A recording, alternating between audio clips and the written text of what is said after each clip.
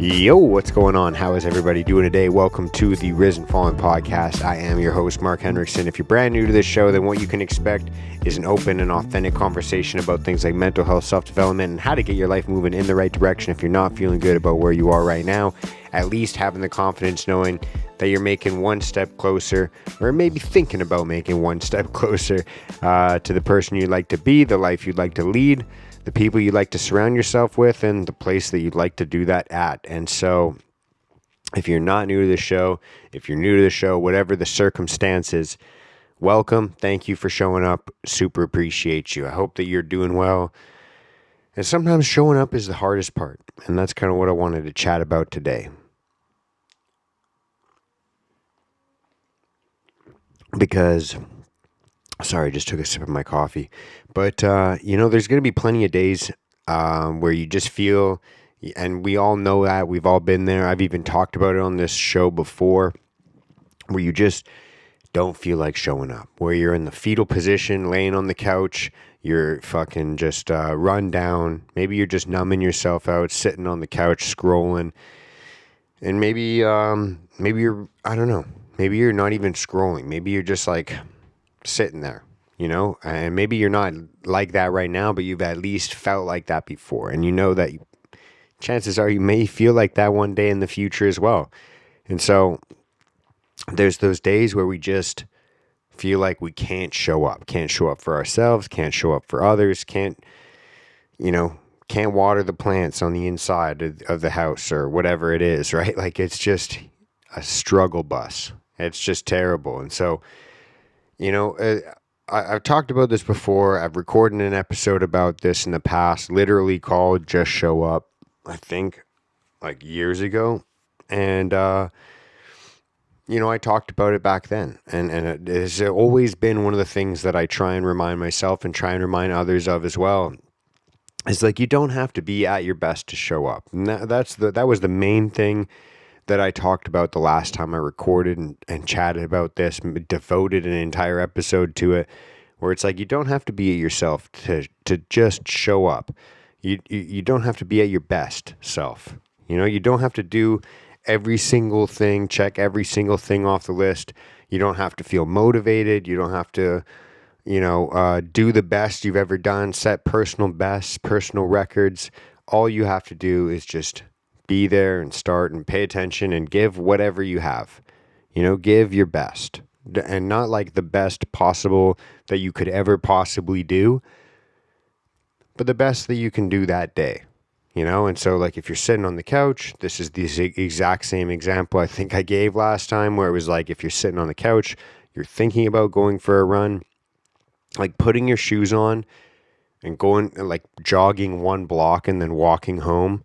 That's better than just sitting on the couch thinking about it. Like it's just like this idea, because a lot of the times we think about just showing up, like in regards to other people, like being there for other people and helping them out and providing a service. But a lot of the time what we misconstrue is that, and I don't even know if that's the right term or right use of that word, but we convince ourselves that just showing up means that it's for other people, when a lot of the times where we miss out on showing up is for ourselves. Whether it's meal prepping for your week, so that during the week you have stuff to eat at work that's healthy and that's obviously a lot more affordable.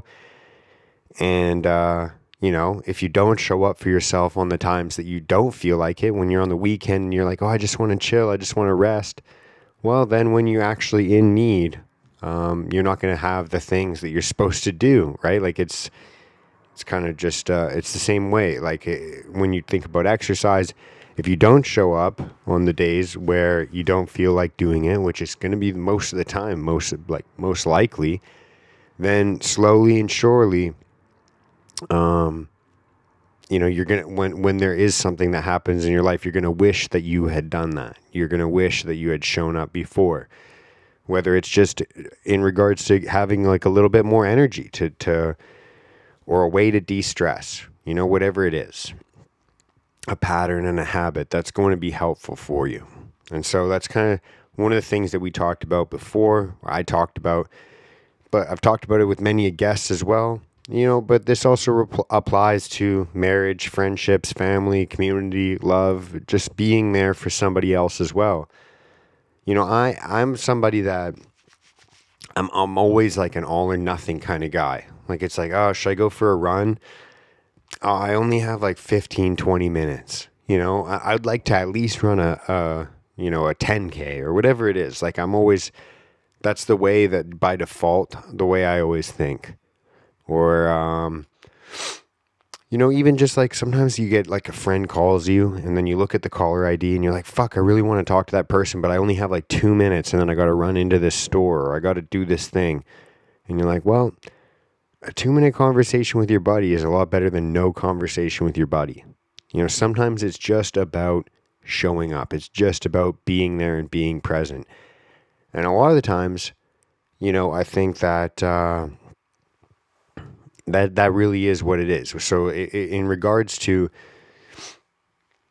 actually just starting and doing something and being there and showing up and being present, I've been thinking about that as like the 1 block run, like it's what can you do to just show up, like whether it's just putting your shoes on and running 1 block, just calling your friend back and chatting for 2 minutes and then saying, yo, I got to run into this place, but I just wanted to connect with you for 1 second and just tell you like I'm thinking about you.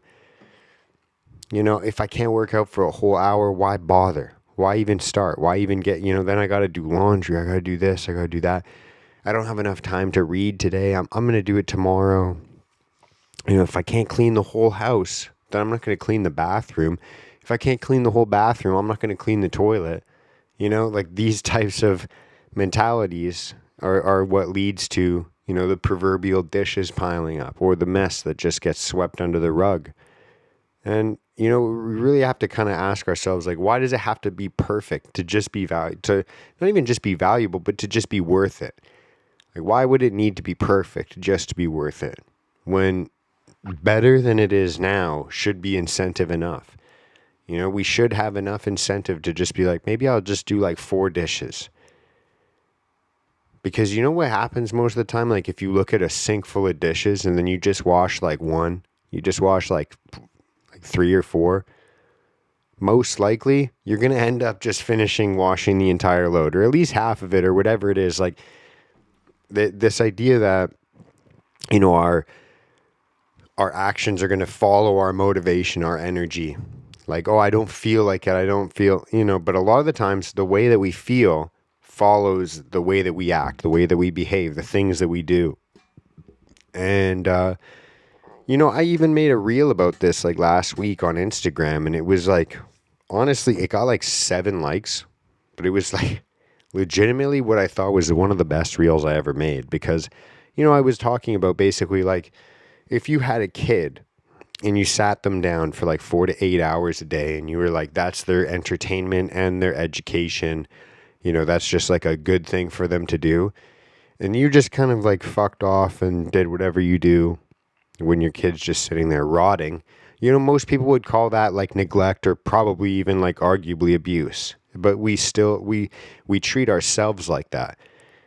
For 4 to 8 hours a day, we allow ourselves to just kind of see something in the guise of like, oh, it's just my entertainment. Oh, it's just my education. Like I'm learning something. I'm searching this up. I'm doing work, whatever it is, whatever way that you can justify it for yourself. But what you're actually doing, it's like a form of escapism. But when you're escaping, this is a better way to say it than the way that I even said it in the reel. When you're obviously, like by definition, by doing the escaping act, you're not showing up. You're not being there for yourself. And so if you constantly neglect yourself, if you constantly have this kind of form of quote unquote self-abuse where, you're just kind of allowing yourself to numb out and not be present and not engage with the world that's right there in front of you. That saying, wherever you are, be there. You're neglecting yourself. You're neglecting your own needs. And how much more would you actually feel loved if you acted like you loved yourself? Right? Like, and what would that actually look like? What does it mean to act like you love yourself? Like it would be the exact same as like if you were to act like you love somebody else, to take care of that person, to make them food that's going to make them more nourished and have energy and recover better and have, a less like chemical tax on their system than just like fast food consistently.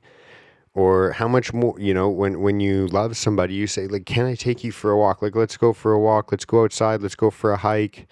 Let's exercise together. Let's sweat. Let's get our heart rates up. Let's go and do this new cool experience. Let's do something that makes us uncomfortable. Let's learn something together. Let's try something new. There's always all these new things. Let's express how we feel. Let's talk about that. Tell me how you feel. I'll tell you how I feel. Like all of these things are like ways of what you would do to show up for somebody that you love. But how often do we do these for ourselves to just say like, hey, you got 15 minutes, let's just go for a walk. Let's read a book. Let's think about how we feel. Let's think about how we'd like to feel. Let's think about connecting to the dots to get from A to B. And again, I know, once again, I'm all over the place. I'm just saying like it's the relationship that you would aspire to have with somebody else. Why don't you just try and emulate that with the relationship that you have with yourself?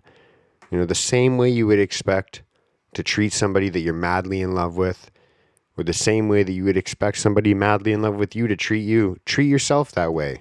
Feed yourself well. Make sure you rest. Make sure you recover emotionally and physically. Make sure that you're constantly trying to learn or experience new things or be uncomfortable or, the same way that you would date somebody, date yourself. Like take yourself out for that walk, or whatever it is. And the thing is too, when you're hanging out with somebody that you're madly in love with or that you care for a lot, it could even just be a family member. It could be a parent. It could be somebody that you just care about and love so much. It doesn't even really matter what you're doing. You can find a reason to appreciate it. Going to the store with your parents or hanging out with your siblings or whatever, and you're just kind of like laughing and being in the moment, and those times where you don't even feel the urge to look at your little pleasure box you keep in your pocket. Why can't we find those moments with ourselves? If you really do love yourself, if you love these people and you can feel that, then why not when we're by ourselves? And that really is, in my eyes, what showing up for yourself could be. And, again, another thing you got to think about is don't let perfect get in the way of done or well done. Like 5 minutes is so much better than just someday, whether it's a phone call with a loved one, going on a walk or a run, trying to learn a new hobby, whatever it is. Like 5 minutes is better than just nothing at all, or someday, or whatever it is. And I think that's pretty much it. The only other thing I was thinking about is that idea of like, when people, like the best argument you can make for having technology and using it as a tool to connect with other people is like, I could make the argument, oh, well, when I go on a Zoom call, when I FaceTime somebody, when I do if I'm on like Snapchat, if I'm on Instagram, if I'm seeing other people, talking to other people, I'm connecting with other people. And again, it comes back to this idea of being present in the moment. If you want to be present when you're with people, you have to also be present when you're not with people, when you're by yourself. And so if you're constantly looking to avoid the present moment and not be aware and mindful of what's around you, then you're going to have that exact same brain pattern when you're with people as well. And so one of the examples I think of that is like even when we are, FaceTiming or video calling somebody else, there's always in the screen a picture of you as well. And so it's like the only time in human experience in the last like 5-10 years where when you're talking to somebody else, you're actually looking at yourself. It's like a really weird thing where, you're talking to somebody and you can kind of see them making the face that they don't normally make because they think that makes them look more photogenic or whatever, or they're like looking for the right angle. even as I record this, I always notice myself like looking back to like the middle of the screen where I am, and then I have to like look actually at the lens of the camera. And it's like we're constantly inundated with this idea of like how we look, how we present ourselves. And again, that's another reason why some people might be like, "Oh, I don't want to do that right now. I don't look my best," because we're constantly looking at ourselves and valuing how we look. And it's actually kind of a weird, weird kind of thing. I don't think that that's like a normal thing. We're like becoming spectators of ourselves as opposed to somebody that's actually supposed to take care of ourselves. And maybe that's due to the fact that we're just so used to watching people all the time. Like it's just like become a thing with reality TV, or even, you know, there's it's just a weird thing. Even like when people are going out and they're taking pictures, and then they look back at the pictures. They're like, how do I look? How do I come across? Should I post this? Do I look cool? Instead of thinking like, am I enjoying this moment? They're like, do I look like I'm enjoying this moment? Like, it's just a completely weird inverse thing that it's something about it bothers me. And maybe that idea will develop, but it's just something I genuinely like. It makes me weird and uncomfortable. I'm a lot more comfortable when I'm around people that are present. And like literally, like I've found myself to the point now where like if I'm talking to somebody and they have a phone in their hands and they're looking at it, I will just mid-sentence stop. Like your brain's not capable of multitasking, and you're showing me that that's a different priority for you. So like I literally, oh my God, this is silly. Put your phone down. And that's like, it's like common decency. Like if it was just like any time earlier than 10, 15 years ago, it was just like common decency to like just put down whatever you're doing when someone walks in and wants to talk to you or needs to talk to you. It was like always seen as like a rude thing in movies where like the business guy is like there, he's doing his thing and he's like doesn't even look up to talk. Like, and that's just like the stereotypical way that people communicate nowadays. Nobody even looks up to talk. Like it's yeah. So it's a weird thing, but if I were to just summarize it, I just want to remind you to just show up for yourself, and really what that means. Because a lot of the time it means, like what we think it means is to find some sort of like creature comfort, just like curl up and like, I'm just showing up for myself today. I'm just taking care of myself today. But then we end up doing things that are harmful for us, or just not actually healing us or helping us recover from the turmoil in our lives. What we're doing is escaping from it, and we're trying to put that off. And anyone that has a logically thinking brain can realize that a mess swept under the rug isn't going to go away. In fact, it's just going to get bigger and worse. And so that's, I think, a beautiful place to wrap this up. I will check you guys next Monday. Thank you for showing up today. Show up for yourself this week. Make the call. Put the phone down. Sit beside somebody. Run the block. And rate it 5 stars and leave a little review. Much love. Peace out. See you next Monday. Peace.